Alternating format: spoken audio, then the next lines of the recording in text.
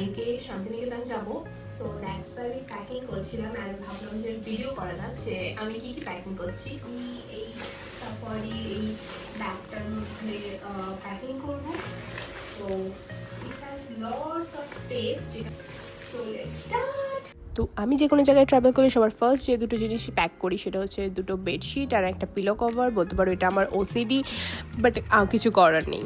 And আমি সাথে নিয়েছিলাম একটা স্টোল, যদি বাই চান্স ঠান্ডা লাগে রাত্রিবেলাতে সেই জন্য ব্যাকআপে।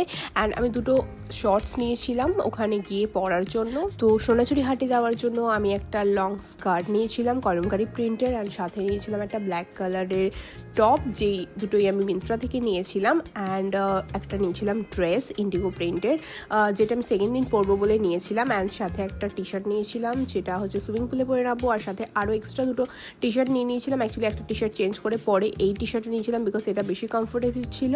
অ্যান্ড কিছু ইনার ওয়্যার নিয়েছিলাম। So let's come back with me for Shantiniketan part 2। And আজকে আমি